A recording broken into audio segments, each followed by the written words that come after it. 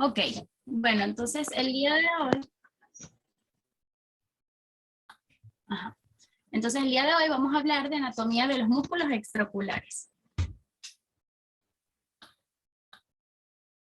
Ok, los músculos extraoculares son conocidos como 7 músculos. Sin embargo, el día de hoy vamos a hablar solo de 6 músculos va a estar compuesto por los 4 músculos rectos, que es el recto lateral, el recto medial y el recto superior, y los 2 músculos oblicuos, el oblicuo superior y el inferior. El séptimo músculo sería el músculo elevado del párpado superior. 5 de estos músculos se originan en el vértice de la órbita, mientras que el oblicuo inferior sería el que se origina en la parte inferomedial de la órbita. Entonces, tenemos acá el anillo de zinc. El anillo de zinc no es más que una formación tendinosa que va a producirse por los haces insertados de los músculos. Entonces, el anillo de zinc está formado por los 4 músculos rectos. Está compuesto por 2 porciones. Tiene una porción medial y una porción medial y una lateral. En la porción medial tenemos al tendón de Lockwood, que esto no es más que un doble tendón que se va a relacionar con el origen del recto superior y también con el origen del músculo recto lateral y medial.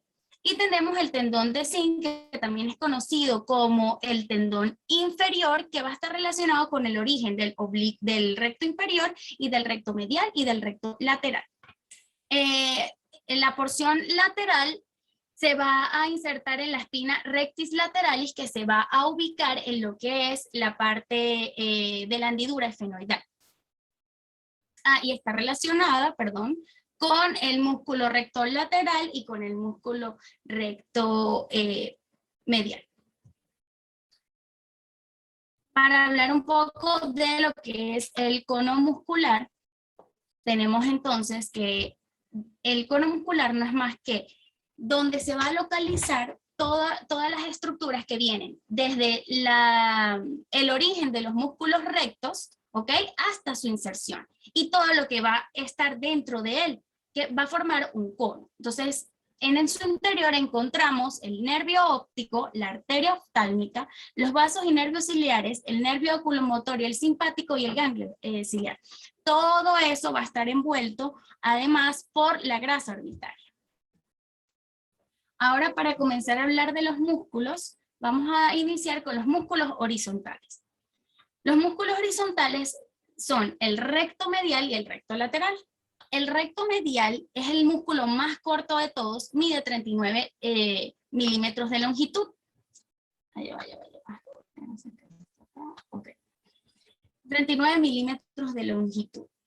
Él se va a dirigir por la porción medial de la órbita, ¿ok? Es este que estoy señalando acá, y se va a insertar en la esclera por un tendón de 3.7 milímetros de largo y 10 milímetros de ancho aproximadamente.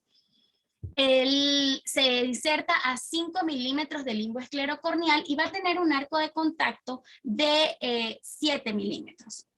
El músculo recto lateral mide 41 milímetros de longitud y él se va a ir, por supuesto, por toda la pared lateral de la órbita, ¿ok? Hasta insertarse en la esclera por un tendón de 7 milímetros de largo por 9 milímetros de ancho.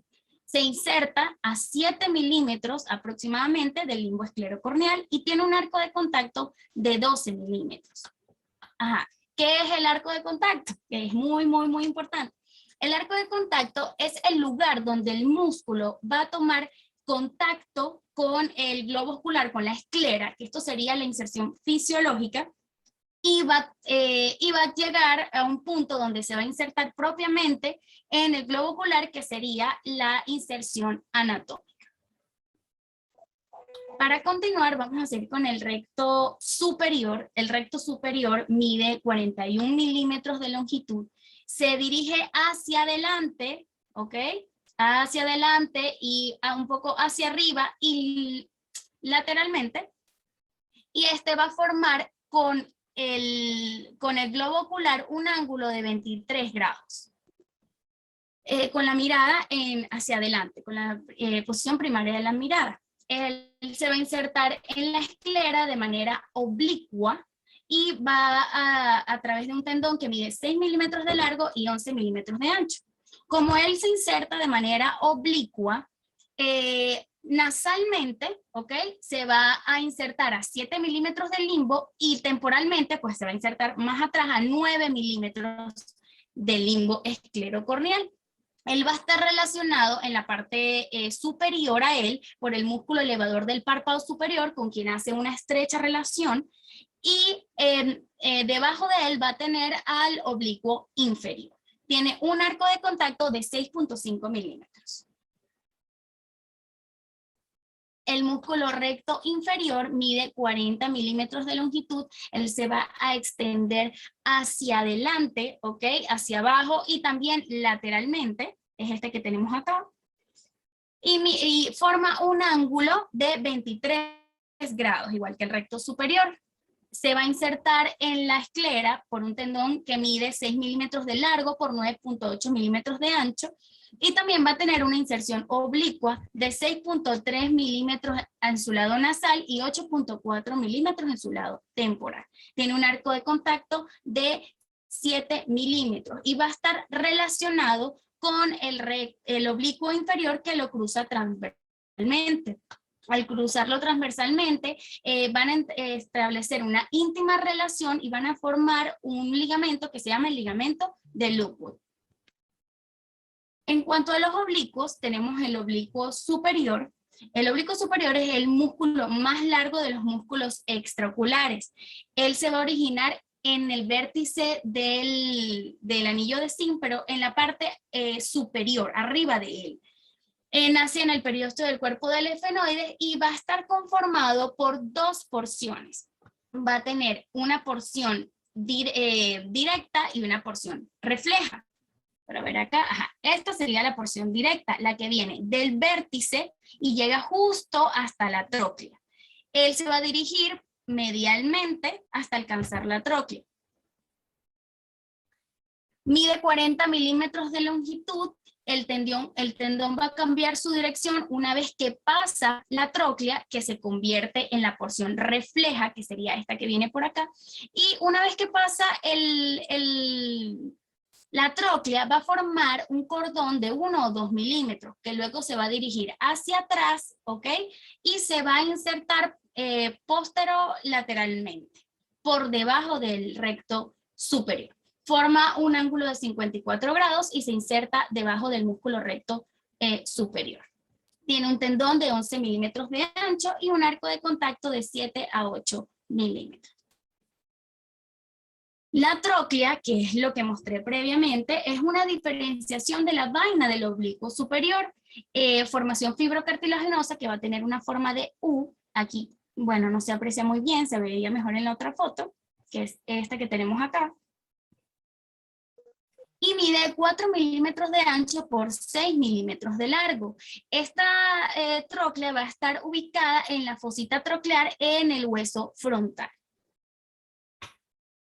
Ahora vamos con el oblicuo inferior. El oblicuo inferior mide 38 milímetros de longitud y se origina de un tendón corto en el periósteo del hueso del maxilar, ¿ok? Que es este que tenemos acá. Él va a agarrar y va a cruzar lateralmente, al recto inferior hasta insertarse en la esclera justo debajo del borde inferior del recto lateral. Va a formar un ángulo de 51 grados con el globo ocular y tiene un tendón de 1 a 2 milímetros de largo. El arco de contacto es de 15 milímetros. Este es el músculo que tiene el arco de contacto más grande. Entonces, una vez que ya los 4 músculos rectos llegan y se insertan en la esclera, se va a formar una línea imaginaria que nos forma una espiral, que es conocido como la espiral de Tilaux, que iría de medial, luego el recto inferior, luego el recto lateral y por último el recto superior, formando la espiral. Las medidas serían aproximadamente 5, 6, 7 y 8 milímetros. Ahora vamos a continuar hablando de la cápsula de Tenon. La cápsula de Tenon es una estructura membranosa que va a cubrir a todo lo que es el globo ocular y a sus estructuras adyacentes. Esta cápsula va a estar formada por dos fascias o por dos hojas. Una que es la fascia bulbi, que es la hoja interna, ¿ok? Y la otra que es la fascia parietal, que sería la hoja más externa. Para iniciar hablando de la fascia bulbi se viene desde el vértice y va a estar separada del globo ocular por un tejido laxo que está entre él. Va a unirse con la vaina del nervio óptico, además que el nervio óptico también lo atraviesa, y los vasos y los músculos. Va a estar unida con la vaina del nervio óptico, y esto le va a promover perdón, como en la parte de atrás es mucho más delgada, ¿ok? La cápsula de Tenon hacia la parte posterior es mucho más delgada, le va a conferir más fácil los movimientos al globo ocular, inclusive con los vasos y el nervio óptico. A medida que va hacia adelante es más desarrollada y más gruesa. Y hacia adelante, hacia donde se encuentran los músculos extraoculares, esta vaina va como a formar como que se va a reflejar sobre ellos. Pareciera que realmente lo atraviesa, pero los músculos no lo atraviesan, simplemente como que lo bordea, va a bordear a los músculos y les va a formar una vaina propiamente dicha. Ok, entonces, una vez que le forma esa vaina alrededor, se va a formar lo que es va a tener una conformación en dedo de guante, que es lo más conocido en la literatura. Y a los bordes de los músculos, hacia los bordes de los músculos rectos, va a formarse entre la fascia bulbi y la fascia parietal, que sería la externa, los pliegues falciformes de Waring, que también es conocido como los alerones de la cápsula muscular. El espacio que se comprende entre un músculo recto y otro músculo recto y que los une es también conocido como la membrana intermuscular. En la hoja parietal, que es la cápsula de Tenon externa, en su parte anterior se funde con la conjuntiva y se va a encontrar a 3 milímetros de la córnea. A 3 milímetros de la córnea va a estar íntimamente adherida. Entonces, ¿cuál es la función principal de la cápsula de Tenon? Tiene 3 funciones como conclusión. Nos va a suspender, ¿ok?, el globo ocular. Además va a hacer que los músculos extraoculares se encuentren unidos entre sí por las membranas intermusculares, y además elabora un sistema de poleas que va a permitir que los movimientos de los músculos tengan armonía entre ellos. Esto lo vamos a ver más adelante. Continuamos con lo que son los ligamentos de contención. Los ligamentos de contención no son más que expansiones de las vainas musculares de los músculos, perdón que lo repita, que ellos van a irse de la vaina del músculo hacia las paredes de la órbita, y de esta manera, como su nombre lo dice, contener al globo ocular. Entonces, tenemos el músculo recto medio. La vaina del músculo recto medio se origina de su vaina muscular y se va a insertar en la cresta lagrimal posterior, detrás del ligamento palpebral y en el fondo de saco respectivamente. El del recto lateral se inserta en el tubérculo orbitario lateral, que es el tubérculo de Whitnall, que es este que tenemos acá, que se ve aquí, y en el fondo del saco conjuntival. Entonces, ¿qué es lo importante de estos ligamentos de contención, tanto del recto medio como del recto lateral? Que ellos se encargan de limitar los movimientos laterales del ojo. En cuanto al recto superior, también se origina de la vaina del recto superior y está relacionado íntimamente con la neurosis del músculo elevador del párpado superior. Serían estos que tenemos acá. Él se encarga de que haya una sinergia entre los movimientos verticales del ojo y del párpado superior. Y nacen también unas expansiones laterales que van a ir hacia la órbita y hacia el septum. Los ligamentos de contención del recto inferior es gruesa, donde está la vaina, y se dirigen hacia abajo, hacia afuera y hacia arriba, van a estar relacionados con los ligamentos del recto lateral y el del recto medial. Esta diferenciación va a formar el ligamento de Lockwood, que sería cuando pasa la relación entre el recto inferior y el oblicuo inferior. Ok, el sistema de poleas, que hace ratico lo mencioné por encimita, el sistema de poleas es algo que descubrieron a través de resonancias magnéticas y por exámenes a través de histoquímica en cadáveres, y se dieron cuenta que los músculos tenían en su trayecto, o que sí, en todo su trayecto que lo acompañaban, una especie de anillo fibroelástico que estaba compuesto por colágeno, por fibra muscular y también por elastina. Y se dieron cuenta que estas poleas, como ellos lo llaman, tenían la función, o tiene la función, de que si un músculo se contrae, ¿verdad? El otro también pueda moverse con facilidad. Entonces lo que le hace es que haya armonía en los movimientos. Y es decir, que haya armonía en los movimientos. Entonces, un esquema que encontré, que me parece muy chévere, me lo mandó la doctora Sonia. La cápsula de Tenon, para nosotros ubicarnos entre toda esta cantidad de tejido que hay, de la cápsula de Tenon se obtiene lo que es la hoja anterior o la fascia bulbi, que va a recubrir al globo ocular, la hoja parietal, que nos da las vainas musculares, la membrana intermuscular y los alerones o los pliegues falciformes de Waring, y además nos da las poleas. O sea, esto a grandes rasgos para que podamos ubicarnos más. En cuanto a la irrigación está por la arteria oftálmica, que nos da las arterias musculares superiores e inferiores. El recto medial va a estar irrigado por la arteria muscular inferior, el recto lateral por la arteria muscular superior y la arteria lagrimal, el recto superior por la arteria muscular superior, el recto inferior por la arteria muscular inferior y la arteria maxilar, el oblicuo superior por la arteria muscular superior y el oblicuo inferior por la arteria muscular inferior y por la arteria maxilar también. En cuanto al sistema venoso, es igual que el sistema arterial, pero este va a estar constituido también por 4 venas vorticosas que emergen del globo ocular por detrás del ecuador, y van a encontrarse 2 en el cuadrante inferotemporal y 2 en el cuadrante superotemporal. En cuanto a la inervación, el nervio oculomotor, que es el tercer nervio craneal, inerva todos los músculos extraoculares, excepto el oblicuo superior y el recto lateral. El recto lateral va a estar inervado por el nervio abducens, y el oblicuo superior va a estar inervado por el nervio troclear.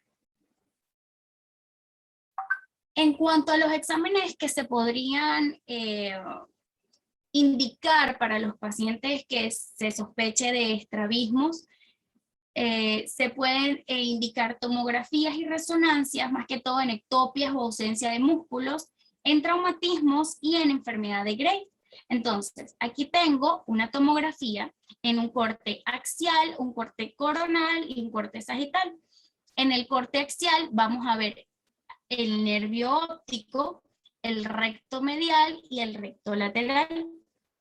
En el corte coronal vamos a encontrar lo que es el recto lateral, el recto inferior, el recto medial y el recto superior, y el nervio óptico. Y en el corte sagital encontramos nervio óptico, oblicuo superior y oblicuo inferior. En la resonancia magnética, en la literatura dicen que la tomografía es lo que suele enviarse normalmente. Sin embargo, la tomografía expone a mucha radiación al paciente.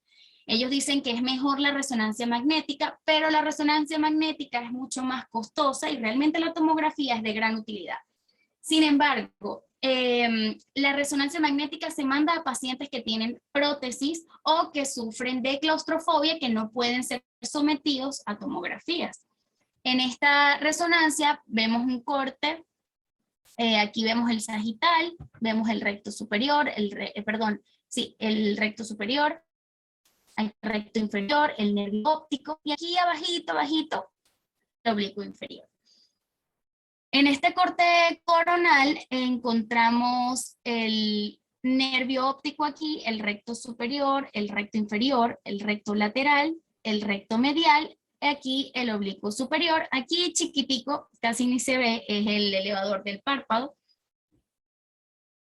Y ya. Y bueno, espero que les haya gustado. Gracias.